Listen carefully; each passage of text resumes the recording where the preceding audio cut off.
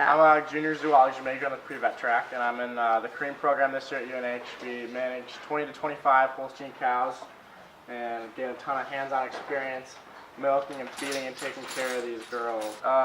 They do research here in the cream program. We do about 3 shifts a week, morning shifts or afternoon shifts, either milking, feeding, bedding stalls, feeding the calves, which is the funnest part. They're super cute. Cleaning maternity pens, just like any kind of task that needs to get done, we make sure it gets done and make sure they have clean stalls, always have feed in front of them.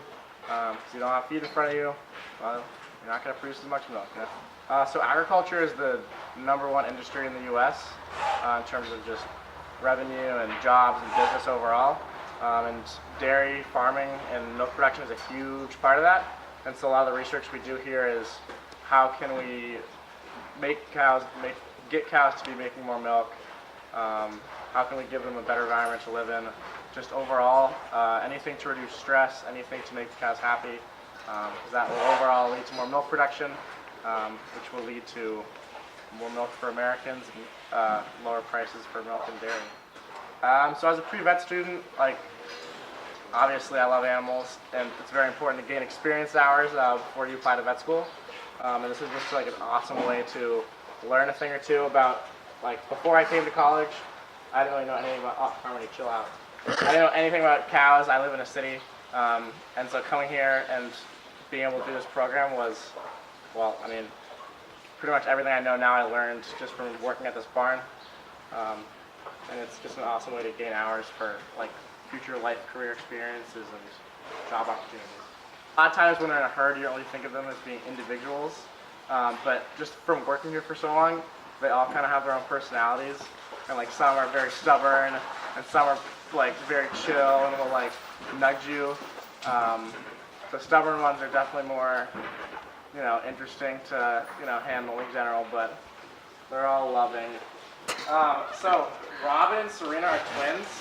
And anytime you have twins, I don't know if this is actually a thing, but anytime you have twins that I've seen, they're both just crazy. Robin and Serena, as you can see, they're just off their freaking rockers. But Serena is probably the most stubborn cow in the herd. She doesn't really they don't really come, but she doesn't come back to her stall very easily after milking. She kind of has to be pushed around a bit, but she still likes licking. And then, where are Dylan and Pickles? Dylan and Pickles are also twins, and they chill. They love to kick. This bruise on my arm right here is from Pickles over here giving me a big kick during milking. But at the end of the day, they're friendly. They're nice. They're like a good pet. Yeah, cows are a lot like people. A lot of times I think of cows as just really big dogs. They're just really silly, especially when we let them outside a bunch of times a week. They just jump around and run around like dogs do, and will headbutt each other and just play around. But yeah, they're all individuals. They all once you spend time with a cow, they know you and they can recognize you. Sometimes the cows I know better will come up to me and just nudge me in the back when I'm not even there, looking at them. Be like, hey, what's going on? I'm here too, cuddles.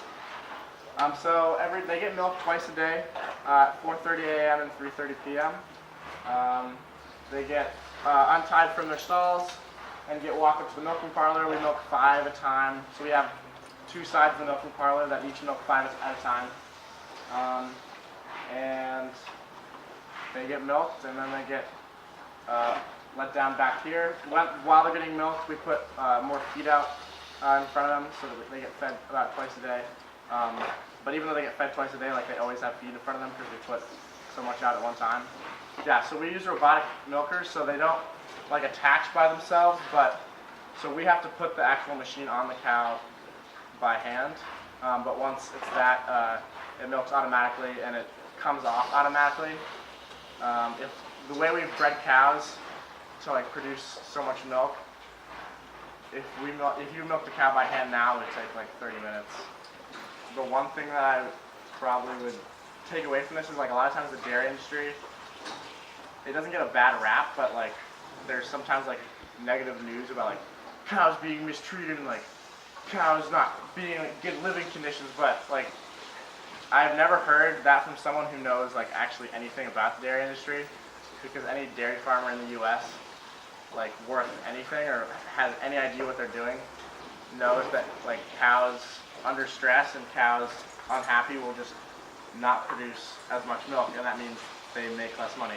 So dairy cows have to be treated like very well and be given extremely good living conditions in order for the farmer to make like a solid profit. And I think that whole part is just like kind of left out of the PETA videos and all the other crap. I guess I've been working with them for like a year now, and like I don't know, like any dog or cat or hamster or anything like you know, like even just a person friend, like you spend a year with them, and so like you build a pretty like strong connection with them.